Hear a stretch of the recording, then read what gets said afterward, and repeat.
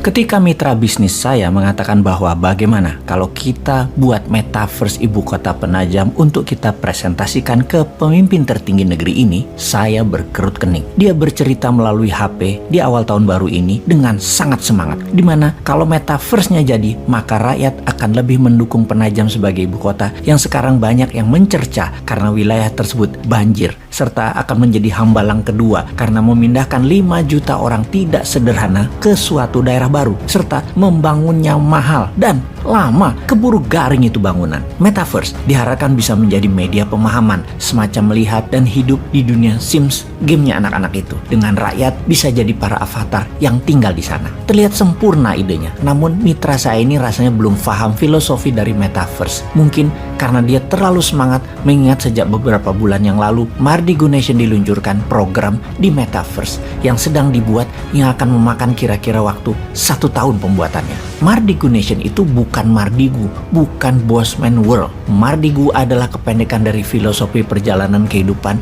yang mana mbah saya berikan kepada saya. Namun jujur belum bisa dijalani dengan benar karena nama adalah doa kan? Jadi yang penting sudah ada niatnya, sudah ada doanya. Mardigu aslinya adalah kependekan dari Margi Dining Gusti. Margi itu jalan, Gusti itu Allah. Arti sederhananya adalah jalan menuju Tuhan atau tarekat. Mardigu Nation adalah negara berjalan menuju Tuhan, dan paling gampang mengajarkannya dengan experiencing, yaitu menggunakan metaverse. Dengan istilah lain, Mardigu Nation adalah Mardigu First, Mardigu Universe, dunia berjalan menuju Tuhan. Filosofi dari dunia metaverse adalah membuat dunia nyata yang saat ini kita tinggali, the real world, hanya sebagai tempat hidup, tempat yang sehat atau living space yang sehat. Kita hidup, makan, bekerja, menjadi dunia ini menjadi lebih luas. Namun 2 hal yang akan pindah ke metaverse, yaitu dunia administrasi, dunia bisnis, seni, art, teknologi, dan perdagangan. Dan yang tertinggal di dunia nyata adalah rumah sakit, kesehatan, kafe, resto, gudang, pertanian, industri. Namun gedung kantor yang administratif akan musnah pindah ke metaverse. Alias kalau metaverse dibawa ke ibu kota yang baru yang 90% adalah kegiatan administrasi, maka semua itu bisa tidak jadi dibangun. Ngapain membangun dengan dana 1.000 triliun dalam 5 tahun ke depan bentuk fisiknya? Mending buat metaverse hanya 2 triliun kali. Pusat pemerintahan negara, pegawai departemen semua kerja dari manapun, bisa tinggal dan matanya tinggal dikasih VR, helm ber-TV, alat komunikasi. Administrasi semua pindah ke blockchain. Dan kalau metaverse dijelaskan ke old mind, ya mulai semua kalau kayak gini dijelasinnya. Sekali lagi, metaverse akan menghilangkan gedung kantor, administrasi, dan tempat jualan retail dalam seketika, yang memberikan kemudahan untuk hidup ke depannya dari sisi yang lain.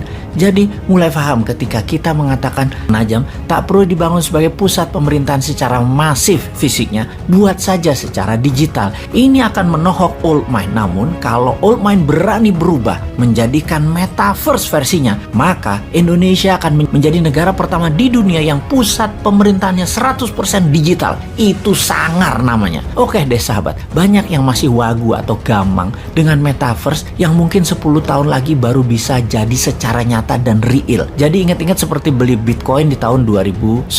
Kalau kamu punya $100 beli di tahun 2010, maka di tahun 2021 kemarin nilai uang kamu adalah $12 juta.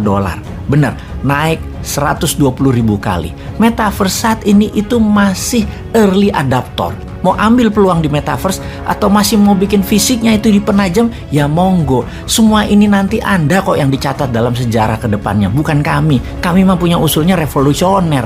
Jadi balik ke metaverse yang Mardigu Nation yang akan pakai emas alat tukarnya. Emasnya dinaran tentunya. Dan akan kita mulai dari Bali First dalam Mardigu Nation Universe untuk menjadi pemahaman sahabat supaya Indonesia nanti punya universe di metaverse. Diawali dengan Penajam First, maka ini adalah penjelasan singkat apa itu metaverse agar Anda semua nggak pusing-pusing lagi dengan apa sih itu metaverse. Ini penjelasan sederhana ala Bosman. Di cara lama, bisnis dan kehidupan itu ada 1. Pasar atau tempat komunitas jual beli. 2. Pelaku pasar, yaitu penjual dan pembeli. 3.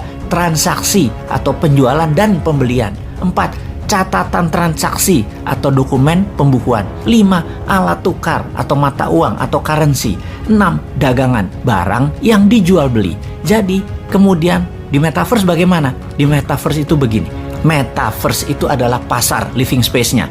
Avatar itu mewakili pelaku pasar. Transaksi ya transaksi. Kemudian blockchain itu dokumentasi atau pembukuan. 5. Cryptocurrency itu adalah mata uangnya di metaverse. Dan terakhir, NFT itu barang dagangan. NFT itu bisa mandiri sebagai produk digital atau bisa juga sebagai avatar mewakili produk non-digital. Sementara avatar itu adalah Anda yang dilengkapi dengan kecanggihan AI. Jadi bayangkan kalau manusia Indonesia di Penajam First adalah para avatar yang pada akhirnya bisa membuat dirinya di dunia nyata menjadi manusia unggulan beneran. Karena dalam pikiran bawah sadar manusia, mereka tidak mengenal apa itu reality, apa itu imajinasi, yang kemudian oleh Walt Disney dikatakan, my imagination create my reality. Selamat datang masa depan.